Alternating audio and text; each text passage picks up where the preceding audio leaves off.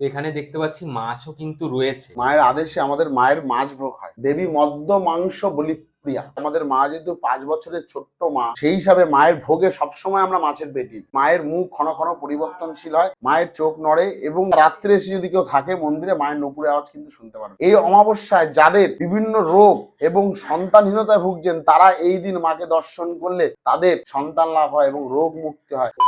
নমস্কার ঠাকুর মশাই। নমস্কার, জয় মা পরমেশ্বরী। জয় মা পরমেশ্বরী। তো আজ এসেছি পরমেশ্বরী মায়ের মন্দিরে। তো আসার সঙ্গে সঙ্গে যেটা আমার দৃষ্টি আকর্ষণ করলো সেটা হচ্ছে মায়ের রূপের পাশাপাশি মায়ের ভোগের থালা। তো এখানে দেখতে পাচ্ছি মাছও কিন্তু রয়েছে। এই বিষয়টা যদি একটু খুলে বলতে। কেন?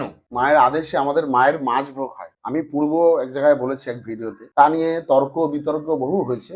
যারা শাস্ত্র সম্বন্ধে কিঞ্চিৎ অবগত আছেন তারা জানেন দেবী মদ্য মাংস বলি প্রিয়া, অর্থাৎ মা মাছ মাংস এবং বলি তার সাথে কারণ মায়ের ভোগের অন্যতম অধ্যায়। এবং শাস্ত্রে তো যদি আমরা পড়ি, শাস্ত্রে বলছেন মদ্য মাংস বলি প্রিয়া, কুশোদরী মহাচণ্ডী মুক্ত কেশী বলি প্রিয়ে কুলাচার প্রসন্নাদি নমস্তে শঙ্কর প্রিয়ে। আমি বারবার বলি, আমাদের মা যেহেতু 5 বছরের ছোট্ট মা, তো সেই হিসাবে মায়ের ভোগে সবসময় আমরা মাছের পেটি। কেন বড় মাছ মাকে আমরা দিই না, এটার কোনো যুক্তিযুক্ত আছেই কিনা নেই, এই নিয়ে তর্ক বিতর্ক হয়তো বহু হবে, কিন্তু এইটা আমাদের সম্পূর্ণ আত্মভক্তি এবং আত্মতুষ্টিতে আমরা মাকে, মা যেহেতু 5 বছরের বাচ্চা মেয়ে রূপে আমাদের কাছে ধরা দেয়, আমরা সেই জায়গা থেকে দাঁড়িয়েই আমরা মাকে মাছের পেটি দিই। কেন বাচ্চা মেয়ে কোনো সময় বড় মাছ বেছে খেতে পারে না। হয়তো এই নিয়ে অনেক তর্ক বিতর্ক থাকবে, তো সেই দিকে আমরা যাচ্ছি না। এটা সম্পূর্ণ আমাদের ব্যক্তিগত ব্যাপার এবং সর্বোপরি মায়ের আদেশ। এবং মা আমাদের সদা জীবন্ত এবং জাগ্রত। যারা মাকে নিয়ে বিন্দু মাত্র সন্দেহ আছে, তারা মায়ের মন্দিরে আসবেন, এসে মাকে দর্শন করবেন একটি মাত্র বার।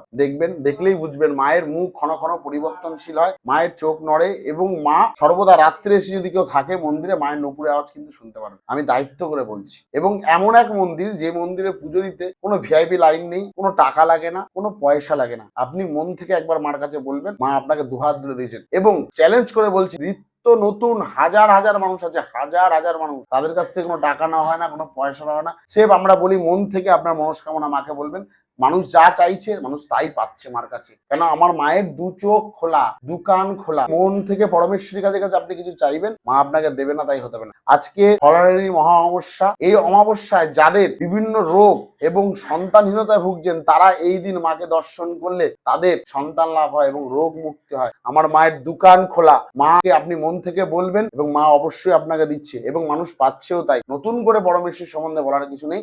জয় মা পরমেশ্বরী।